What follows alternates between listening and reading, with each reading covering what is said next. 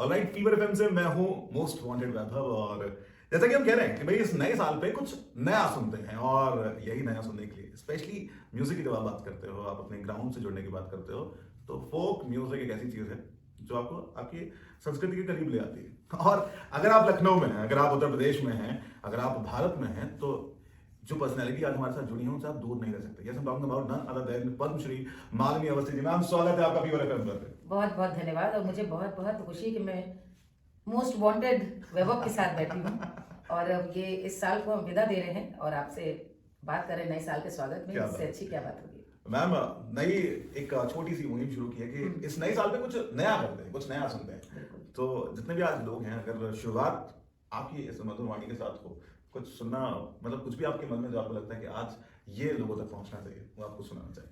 तो सबसे पहले तो मैं आपका बहुत शुक्रिया इस बात के लिए अदा करना चाहूंगी कि संगीत में कुछ नया सोच रहे हैं, क्योंकि आपको पता है कि 7 सुर हैं और वो 7 सुरों में भारत में जिस प्रकार का हमारे बुजुर्गों ने, बड़े बड़े कलाकारों ने जैसा सोचा है, जैसा तराशा है, जैसी जैसी विधाओं को पेश करके रखा है, उसमें कुछ नया करने आप जा रहे हैं। तो मुझे नहीं पता आप क्या करने जा रहे हैं, आप बताइएगा मुझे आप क्या सोच रहे हैं। लेकिन एक मैं आपको इसी बात पे, चूंकि आपने मेरा इंट्रोडक्शन किया है कि जमीन से जुड़ी, तो मैं आपको एक देशज, एक बड़ा इंटरेस्टिंग सा गाना सुना रही हूँ जो कि आज की पीढ़ी के हिसाब से भी है और हमारे सुनने वालों को भी आप सुनाइए। प्रीत में न धोखाधड़ी, प्यार में न झांसा, प्रीत में न धोखाधड़ी, प्यार में न झांसा, प्रीत करी ऐसन जैसन काटा हर किलासा, प्रीत में न धोखाधड़ी, प्यार में न झांसा। यानी कि प्यार ऐसे करें जहां पे कोई धोखाधड़ी ना हो, और प्यार आपका प्यार करने वाले से नहीं, इश्क करने वाले से ऐसे चिपक के बैठे। और देशज कहावत मिसाल है, जैसे कटहल को काटते हैं उसका लासा चिपक जाता है। तो ये लखनऊ हजरतगंज में ही हमने पूरा इस वीडियो को भी शूट किया है। बहुत ही बढ़िया, ये वीडियो आप चेकआउट कर सकते हैं। ये लिंक्स मैं शेयर करूंगा जिस वीडियो के नीचे। वैसे एक और चीज है, अभी आपने देशज की बात करी, तो आपने देशज प्रोग्राम भी तो किया है। 2021 में बड़ी सौगात थी उत्तर प्रदेश के सभी लोगों के लिए कि अलग अलग स्टेट से, मतलब वो एक क्या कहूँ, वाव मोमेंट था जब एक स्टेज पर आप 3 स्टेट्स के कल्चर को ऐसे देख रहे थे, बस आप उसमें खोए जा रहे थे। तो मैं जानना चाहूंगा थोड़ा उसके बारे में, कैसा रहा। बहुत खूबसूरत अनुभव था और लखनऊ वालों ने तो हमेशा ही जीतते हैं, बार बार और दिल जीत लिया, ये दिखा करके कि किस तरह से कुछ अच्छा यदि आप दर्शकों को दें तो भीड़ आती है सुनने के लिए। प्रोवाइडेड, जैसे मैं इसलिए कह रही हूँ कि फोक आर्ट और कल्चर को लेकर एक बड़ा प्री जज्ड लोगों की एक कहीं कसा हुआ सा बना हुआ। हाँ, नहीं, लोगों ने आकलन कर रखा है कि अच्छा वो तो बूढ़े लोग जो है वही जाएंगे, या जो हमारे श्रमिक बंधु हैं, किसान भाई हैं, या बूढ़ी हमारी जो बुआ काकी वही देखने जाएंगी। डेटेड है, ओल्ड है और बड़ा ट्रेडिशनल है, लेकिन फोक कैन बी कूल। आज के लिंगों में कूल, वो मैंने कहा कि मैं दिखाऊंगी उसमें। पूरे हिंदुस्तान का आपने देखा कि जितने भी आर्टिस्ट थे, वो फोक थिएटर के थे, फोक डांस के थे, वोकल के थे, उन सबको हम लोगों ने एक लड़ी में पिरो करके पूरे भारतवर्ष को किया। और जिस प्रोग्राम की आप बात कर रहे हैं वो तो कमाल का था। Jassi is a dear friend और कमाल का गाते हैं, पंजाब का फोक कमाल का जस्सी जानकारी भी और गाते हैं। तो बस वो मंच पे गा रहे थे और उससे एक दिन पहले पद्मश्री अनवर खान मंगनिहार जी, उनका राजस्थान से, बाड़मेर से, तो जैसलमेर से वो भी थे। उनको उन्होंने बुलाया कि अरे भाई खान साहब आइए। फिर थोड़ी देर मुझसे कहा अरे मान लीजिए आप आइए। तो बस वो समझिए कि बड़ा कमाल था जब वो दमादम मस्त कलंदर वो गा रहे थे। और उसके बाद उन्होंने मुझसे कहा कि पंजाबी आंधी है, मैंने कहा नहीं आंधी। तो वो कुछ गा रहे थे, मैं पीछे पीछे गा रही थी, और फिर वहां से हम लोगों ने वो केसरिया गा रहे थे, मैं कुछ गा रही थी, वो सब मिलाकर वही बात मैंने कही शुरू में कि 7 सुर हैं।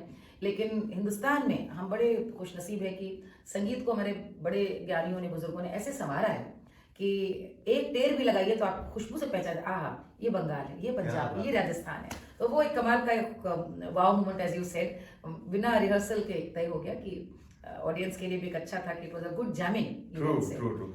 और जैसे आप नए की बात करते हैं, नएपन की जो बात करते हैं, क्या यही नयापन कोशिश कर रहे हैं कि लोगों तक पहुंचे, क्योंकि कई समय से म्यूजिक आप सुन रहे हो लेकिन एक सेम काइंड ऑफ म्यूजिक आपका चल रहा है। और आपने कहा कि नई जनरेशन जो है कहीं ना कहीं वो भूल सी गई, या फिर उसको ऐसा लगता है कि ये this is for the older generation. तो उस नई जनरेशन को नए तरीके से देखिए, ये तो आप मतलब मैं सिर्फ, लोग हमेशा हम लोगों से, आर्टिस्ट से सवाल ही पूछते हैं और संगीत के बारे में पूछते हुए बड़े रिजिड हो जाते हैं, बड़े जजमेंटल हो जाते हैं। जबकि क्या खाना पीना, क्या कपड़ा, क्या आपकी आदतें, हर चीज में आप देखें समय के हिसाब से हर कोई बदला है। True. एक जमाने में हम लोग छोटे थे, आप तो तब पैदा नहीं होंगे। मुझे याद है कि पहली बार मिर्जापुर मेरा बचपन, तो dosa first time I think it was in 70s, हाँ। और वो बहुत बड़ी बात होती थी कि अच्छा हमने कुछ साउथ इंडियन खाया। अरे वाह। आज ये हमारी डाइट का हिस्सा है। ट्रू। आज चाइनीज, इटालियन, इंटरनेशनल कुजीन भी हिंदुस्तानी खाने का एक हिस्सा हिस्सा है। बन चुके हैं। ट्रू। बात अच्छी बुरी की नहीं है, बात इसका है कि आपकी जुबान, आपका स्वाद बदला है। और हाउसवाइफ जो हमेशा दाल चावल बनाती थी, आज पाव भाजी बना रही है, आज कॉन्टिनेंटल बना रही है। कपड़ों में भी इसी तरह बदलाव आया है, और संगीत में भी इसी तरह से जो हमारे कान को जिस साउंड को सुनने की आदत है वो भी बदलाव मांगती है, आंखें भी एक नया बदलाव मांगती हैं। तो मुझे लगता है कि मेरी जो एक कोशिश रही वैभव, कि हम पुरानी चीजों को कैसे उनकी जड़ों को मजबूती से थामे रहें, कि लोगों को उसके प्रति आदर हो और वो बदले ना, तो उसको बदले ना, लेकिन उसका एक आकर्षण लोगों में पैदा हो। वो उसका एक नमूना था जिसकी आप बात कर रहे हैं। एक चीज मैं वैभव बताऊं कि नदी के दो किनारे भी नहीं होंगे जी। तो पानी बहेगा कहाँ। ओह, क्या बात है। तो संगीत में नॉन फिल्मी म्यूजिक का स्ट्रांग होना बहुत जरूरी है, क्योंकि फिल्म एक एंटरटेनमेंट बेस्ड तो है, साथ में नेसेसिटी ड्रिवन मार्केट है। यहाँ पर भाई सैड सॉन्ग है, आइटम सॉन्ग है, गैंगस्टर्स है, बहुत बोझिल हो गया सीन तो एक गाना डाल देते हैं। जब वो एक नेसेसिटी ड्रिवन मार्केट है, वहां पर आप बहुत सारे क्रिएटिविटी की है गुंजाइश, लेकिन फिर भी कहीं ना कहीं कमर्शियल बैंड ऑफ माइंड है। नॉन फिल्मी में आपको कहीं ना कहीं जो भारत की सबसे बड़ी खूबसूरती है कि विधाओं की जो रिचनेस है, form of music, format of music, वो स्ट्रेंथन होते हैं। जैसे कि आप यदि बात करें, हम आज भजन की बात करते हैं, लेकिन हमारे यहाँ पुराना ध्रुपद जो गायन है वो मंदिरों के पद गायन की परंपरा रही है। अब वो संकीर्तन परंपरा आप देख ले, चाहे महाराष्ट्र में, चाहे बंगाल में, ये कीर्तन परंपरा है। आज भी भजन काफी कुछ कीर्तन परंपरा जैसे हमारे यहाँ हो गए हैं। तो वो देवी पलुस्कर जी को ले, आप किशोरी मुनकर जी को ले, लता जी, क्या क्या नॉन फिल्मी गाने गाए हैं। आप यदि मराठी गीतों की बात करें, आशा जी वगैरह ने, मुझे लगता है बेस्ट उनका हमने नॉन फिल्मी सुने। आप मोहम्मद रफी साहब की गजलें देखें जो उन्होंने नॉन फिल्मी गाई हैं, और एक्चुअली खूबसूरत है, कमाल की गाई है। तो मुझे लगता है कि ये जो आर्टिस्ट को जहाँ अपने मन का करने का मौका मिलता है, तो शायद वो नॉन फिल्मी के अंदर, वो नॉन फिल्मी। जैसे मैंने पिछले साल अपने, जब मेरे फादर नहीं रहे 2 साल पहले, तो मैंने एक गाना उनको डेडिकेट किया था, बाबा निमिया के पेड़ जनी काटियो बाबा, निमिया पे चिरैया के बसेर, बलैया ले बीरंगी। कि हे पिता, मैं तो विदा होकर इस घर से जा रही हूँ, लेकिन ये जो द्वार पे नीम का पेड़ लगा है इसे मत काटना, इसे काट दिया तो चिड़ैया कहाँ जाएगी। मैं तो जा रही हूँ, लेकिन इनका बसेरा ना उजड़े, मेरा उजड़ गया कोई बात नहीं। तो मैंने पिताजी को वो गा करके, उसको रिकॉर्ड करके मैंने जब डेडिकेट किया, तो बहुत लोगों ने पसंद किया, क्योंकि वो जो इमोशंस हैं कि आप कोई लोग जुड़ जाते हैं, हाँ, क्योंकि वो दिल से चीज है। बिल्कुल सही। हम मंदिर में गए और हम भक्ति का कोई गीत गाना चाह रहे हैं, हम गालिब को गाना चाह रहे हैं, फिराक को गाना चाह रहे हैं, लखनऊ से मजाज को गाना चाह रहे हैं, ये जो फ्रीडम ये आपको नॉन फिल्म में मिलती है। नॉन फिल्म, और यही कोशिश है कि पूरा बहुत कमाल स्वतंत्रता मिले लोगों को। अब मैं चाहूंगा कि एक अगर इस परफॉर्मेंस के साथ एक छोटी सी अगर गायकी यहाँ पर हो, तो मैं इस सेशन को तो क्लोज करना चाहूंगा, अगला सेशन ओपन करने के लिए।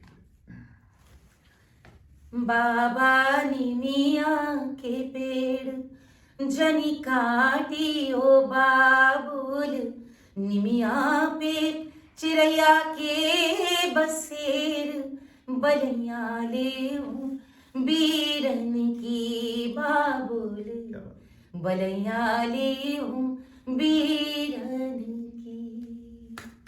वैसे यहाँ पे बाकी लोग भी होते, सारे अच्छा मैम, एक चीज मैंने बड़ी नोटिस की है कि जब भी आप गाते हैं, सुर लगाते हैं, तो वो एक अलग लेवल पे चले जाता है। This is from my side only. मतलब मैंने वैसे भी आपको सुना है इन वीडियोस या फिर इन स्क्रीन्स पर, लेकिन पर्सनली जब मैं सुना तो बिल्कुल वही फील है कि जब आप सुनते हो, जब आप बात करते हो, एक अलग ऑरा चला जाता है। तो अब ये तो मुझे लगता है शायद कुदरतन ही होता होगा, क्योंकि आप गुरुओं से संगीत सीखते हैं, तर्ज धुन सीख सकते हैं, सुर लगाने का तरीका भी सीख सकते हैं, लेकिन उस सुर से आत्मा को जोड़ना, ये मुझे लगता है कि एक आध्यात्मिक प्रक्रिया है व्यक्ति की खुद की। ये करने से नहीं आता। मैं बचपन में देखती थी लोग कान पे लगा के गाते हैं, आंख बंद हो जाती है, ध्यान मग्न होके गाते हैं। सोचती थी कैसे होता है, अब तो समझ में आता है कैसे होता होगा, क्योंकि वो एक अलग लॉ होती है कि लिखने वाले ने जो लिखा, आप उस आत्मा में एक परकाया प्रवेश जिसे कहते हैं, आप ट्रांसपोर्टेशन जिसको इंग्लिश में बोलते हैं, आप टेलीपोर्टिंग, आप वहां पहुंच गए, आप उस जगह हैं। तो वो कब किसने क्या सोच कर गाना लिखा। जैसे अब आपने देखिए नॉन फिल्मी की बात की, तो मैं भी गाते हुए याद करी थी कि मुझे तो नॉन फिल्मी गानों ने ही बनाया जो मैं माननीय वस्ती हूँ। और खासतौर पे सैया मिले लड़कैया मैं का करूं, सैया मिले लड़कैया मैं क्या करूं। आज भी दुनिया में कहीं चली जाऊं तो इसी की डिमांड होती है, and this song is bigger than any film song. Wow. वो अपने आप में दिखाता है कि जिन गानों को हमारी दादियों ने लाइफ के एक्सपीरियंसेस से सोच के लिखा कि बनाया कि छोटी उम्र की लड़की की शादी है और संकोच है, ससुराल में है, और हस्बैंड समझ नहीं रहा उसकी बात, और जब वो जवान होती है और वाकई में उसको लगता है कि भाई 20 बरस की मैं होने को आई, सैया पुकारे मैया मैया मैं क्या करूं, सैया पुकारे मैया मैया मैं क्या करूं। अब इस लाइन में जो बात है वो अकेले फिर tradition of family connect bonding की है कि आखिर वो कह रही कि भाई इस समय भी he is calling for his mother, and this is every home story. जितने भी हर जगह लड़की लड़का जितने, मुझे जब भी गाने की फरमाइश होती है तो मुझे हंसी आती है कि महिलाओं से ज्यादा पुरुष इसकी फरमाइश करते हैं, तो मुझे लगता है कि अब ये आप बीती है इनकी। तो भाई इसने बहुत नैग किया उनको, और वो आखिर में ये तो नॉन फिल्मी वो बेसिकली हर घर की कहानी, मतलब आप कहो कि उनके बीच की जुबानी आ जाती है नॉन फिल्म गानों के अंदर। तो वो लोकगीतों में यही हुआ है कि जो उन्होंने देखा, जैसा देखा उसको गानों में बना दिया। बहुत बढ़िया। तो मैं आपसे पहले ही कहा था कि देखो कुछ नया मिलेगा इस पूरे साल, और शुरुआत हो चुकी है हमारी लखनऊ की या फिर हमारे घर की। मैं तो बिल्कुल उसको घर ही कहूँगा, हमारे घर से मालिनी अवस्थी जी की मैम बहुत बहुत शुक्रिया इस छोटे से एंड खूबसूरत सेशन के लिए। दैट वाज आवर प्लेजर कि हम यहाँ आए, मुलाकात हुई, और आप इसे पसंद करें तो बाकी के जो वीडियोस हैं उन्हें भी आप नीचे लिंक डिस्क्रिप्शन में उनको देख सकते हैं, उनको क्लिक करके जो भी गाने हैं उनको आप सुन सकते हैं। Thank you so much. Thank you so much. Thank you.